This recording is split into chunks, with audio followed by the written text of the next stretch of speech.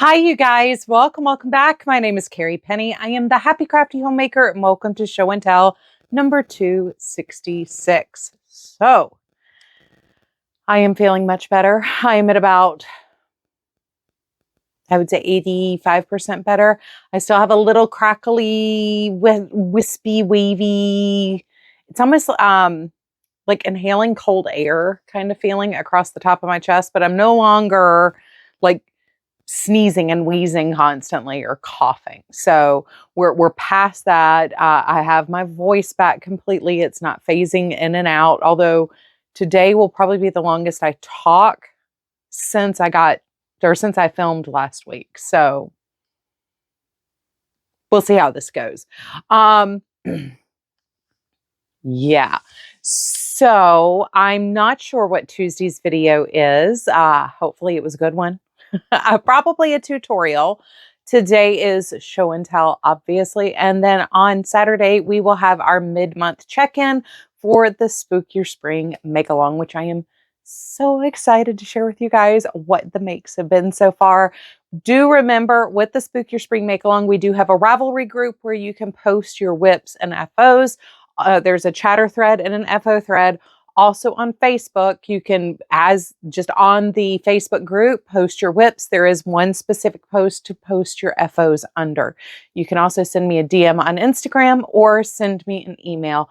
All of those are listed down below. If you're coming to join the Facebook group, please make sure you are answering all of the questions in order to join our little merry band of miscreants. So, what did I work on? Oh, I did forget to tell you, to add insult to injury, I did burn myself the other day. So I am about 4 hours behind my big project where I should have been because I couldn't do anything for the rest of the night. It's not bad. Like from this distance, you can't even see the discoloration, but I was flipping a burrito because, I'm trying to actually toast my burritos when I make them at home instead of just being lazy and rolling them and having everything spill out. So I was toasting a burrito and I was flipping away from myself, and somehow the way I was holding the spatula, the oil popped up and literally burned the palm of my hand. So I spent the rest of the night with aloe and lidocaine on my palm, and once most of the heat had kind of moved out of it, I took a towel with some ice and just kind of sat there like this for the rest of the night. So I am finding it difficult to walk and knit Troy socks. The ribbing pattern with the dark yarn is just very hard to see. And I've had to do all indoor walks because I'm either having to work out at 4, 5, 6 o'clock in the morning, or it's pouring down rain. So yesterday we got about 6.5 inches of rain, and it rained all weekend. And I think the rain started on Friday. Yeah. So I have not been able to do outdoor walking. We didn't really go much anywhere. I drove Saturday, which is very unusual. So I don't even know why I'm the one that drove on Saturday. There was a reason I drove, but oh, I made smoothies. That's why. My car can better handle the smoothie cups. Anyway, so my walking project has been granny squares. All that to say, granny squares. Like I always say, you never know what's going to come flying out of my mouth. There's all sorts of combinations of, was that necessary, that always come out. So these are 10-row granny squares. These are using Premier Basics yarn. This is what I have left of Premier Basics here. We have some navy blue, some black, and some white. The black and white I'll hold on to. The navy blue will probably go into squares or baby hats, just kind of as I'm working through things. Maybe if I can get some cranking done, they'll get thrown into some hats and scarves across the hall. Cranking. But so part of this is where I've been doing samples. Like I said, I think Tuesday's video will probably have been a tutorial video. I have 3 tutorials total as of filming this today. that I am planning on having come out. So with that number of tutorials, I've been working on samples to make sure I'm showing you the right technique and it's visible for you guys to show you what I'm trying to explain. So yeah. Nothing is finished other than the granny squares. So everything else is still, WIPs here. Next up is my Walting Matilda shawl. I'm going to be honest, I do not recommend this pattern. So I know why it's written. I know why it's written badly. And I'm going to say badly because when you're doing a tutorial, like a lot of the tutorials I do, I'm trying to give you an idea of how to do a basic shape. And from that basic shape, you can create, whatever, you can incorporate whatever stitches you want. For something like this, where this is a set pattern, this is the Walting Matilda shawl. Number one, there's a way of telling people you can add extra rows here and make it readable and usable and functional still. But she was trying, the author of the pattern was trying to make this to where you knew you could make this more than a 100-gram project. And in doing so, made the pattern very difficult to understand. Not following standard notation. This isn't a neurospicy problem. This is, there's a reason why there is a standard form for how patterns are written. And this did not use that. And it's creating communication issues from the designer to the person making the shawl. And that's apparent in some of the finished ones I saw on Ravelry, where they did what I thought I would do, what I thought she was trying to say at first. So I'll be honest, I love the way this is looking. This is where we were last week. This is where we are now. I love the way this is looking. I'm almost done with section 2. I just have section 3 left to go now. But if you are newer to knitting and reading patterns, I do not recommend this pattern at all. If you are very experienced and pay very, very, very close detail to, and your brain math out and understand what she's trying to say, I would not have gotten the center section right by weights and measures if I had not looked at finished objects and counted rows on other people's finished objects. Because she doesn't even provide a picture of her 100-gram shawl laid out to know how many of the eyelet rows you should have and stuff. So yeah, I'm really disappointed because the pattern looks really nice. The finished shawl is nice. There are a number of ways you can do this, and I appreciate when a designer tries to afford you options or show you where you can extend it to make something larger. Unfortunately, there are ways to do that you can completely understand. And those conventions were not used in the pattern. So I'm very, very annoyed by that because I want to say, go, it's a free pattern, go get it. It's great. It is one of those you get what you pay for kind of things. But at the same time, you're so close to such a great pattern. And there's some minor nitnoy things that also just,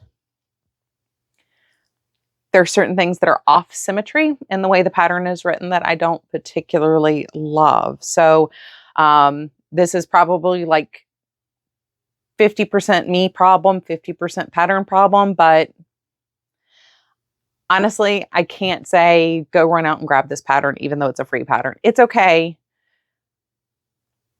Just be aware of these things. I love how it's looking, and it's great for that wool cotton Madeline Tosh yarn from the Simply Sock Yarn Company mystery boxes. It's muggy in here. I was trying to be cute, and hair down with a scarf was probably not the right idea. But yeah, I love how it looks. It's the perfect type of project for that yarn. I'm just slightly annoyed.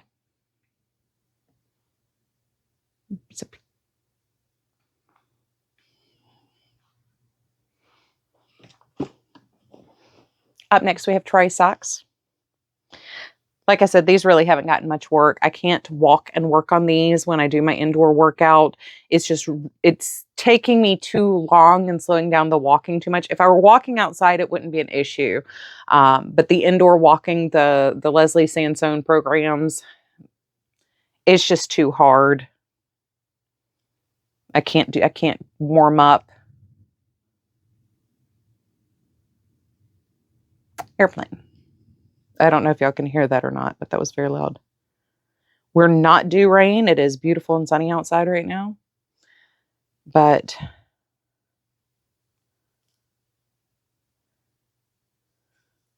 living in the South, sometimes you never know.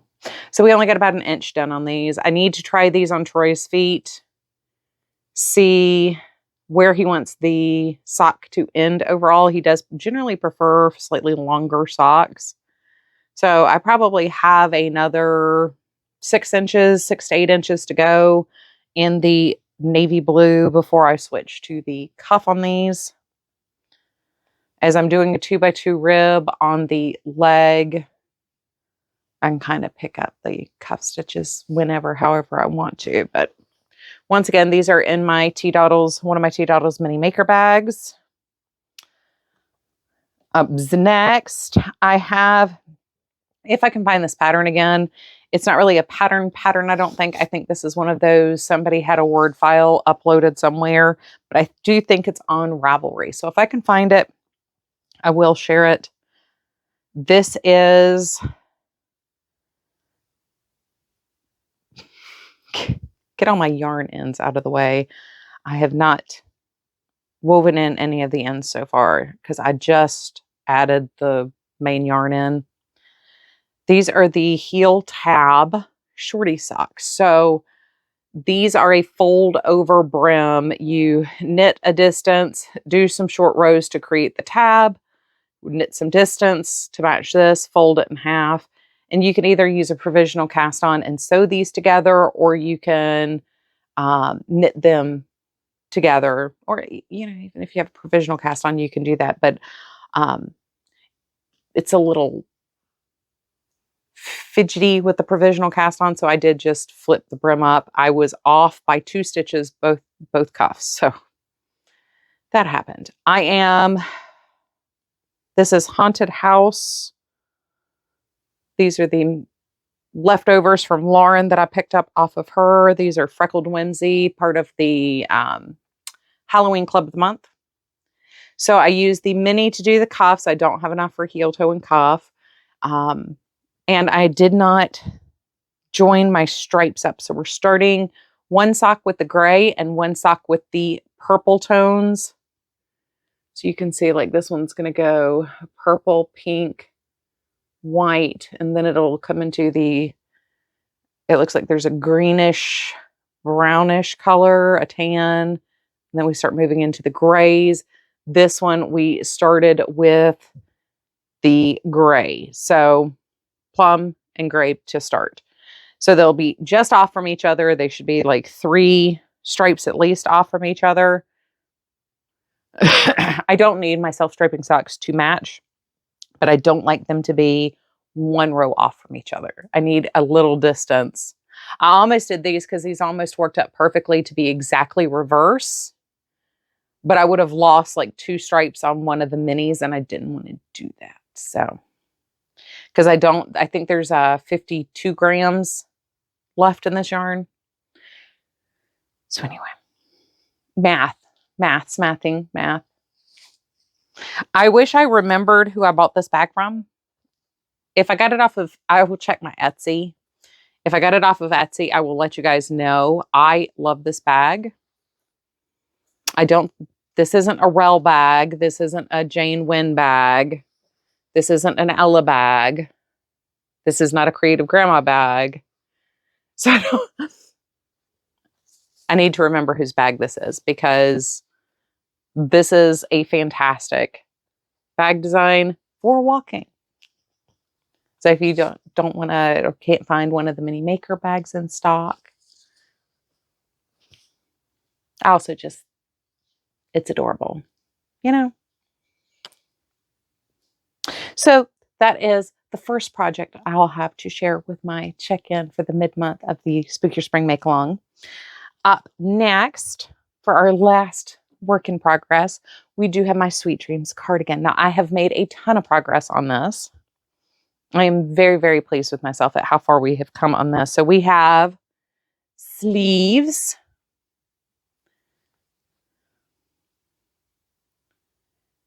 And we have part of a collar. So I stopped working on the collar to make sure I could, because I think I'm going to need 12 rows on the collar at least.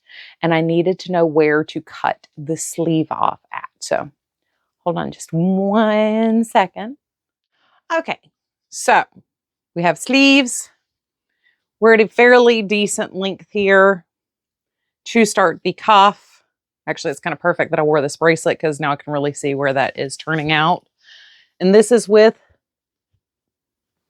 you know, that really up under the arm.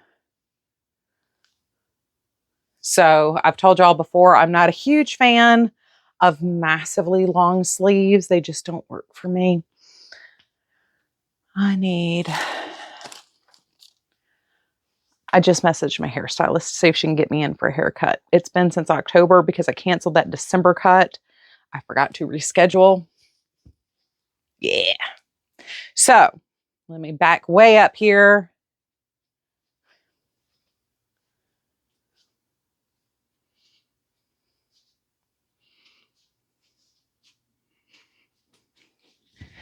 So we've got a nice long length. I've got a lot of the holes well dispersed across the sweater. I did do fewer spacing wise on the sleeves because I did not want any of the holes or tears to be across the elbow area or the underarm area or this inner part here, because that's going to be a place I would snag it and pull the sweater. So I have 5 rows of a shawl collar here, and I'm going to continue to 12 rows, which means we will add another 1.5 inches to the bottom. So we are definitely well below my tuchus. We're not, you know, no worries and concerns there. I did taper my sleeves. Once again, I did this the same way I've done with all the other ones I've told you about, where I have to just try it on and make sure I'm tapering nicely. I will do 1 more or 2 more decreases for the cuff, and I think I want to do a fold back cuff, so a double cuff. So that's why I needed to stop, do the sleeves, so I could use the rest of the tan yarn on the collar and bottom edging here. But yeah, there we go. That is where we are on the Sweet Dreams cardigan. This is using Premier Anti-Pilling. This is fern green, burgundy, and I can't remember the khaki color. So let me flip my camera back around here. Okie dokie artichoke. So yeah, I'm very happy with how that has turned out. Get that away from my clickety clacking now that my scarf's not on. I'm really happy with how that's turning out. If I were going to do this and not have it like an oversized kind of boyfriend cut and feel, which is what I really wanted for this, because I will wear this with like probably fleece line leggings, socks, and a hat. More to come in about 3 weeks from today. So once again, I'll be able to, I could wear it over a t-shirt like this if it's just chilly, or if it's like windy and in the 30s and 40s again, or wind chills the 30s and 40s again. Fleece line leggings, socks, boots, things like that. I think I still have some brown knee-high riding boots. Those may have gone to the donation pile. I'm not sure. But yeah, I have options. I have options for how to wear this for Halloween, but that's the plan. That's where we are right now. That's the plan for right now. It can be worn with a couple of different outfits. If it is a little bit warmer but chilly, you know, I can easily wear the cardigan over a t-shirt and like some, like a black skirt or something. Like a pencil skirt silhouette. So the cardigan's still the primary focus. Anyway, media, we watched, well, I watched yesterday the first Nightmare on Elm Street and the second one. It's been a very long time since I had seen either one of those. And I did kind of laugh. Somehow I've never noticed that it was Lynn Shay that played the teacher in the first one. So if you're familiar with like the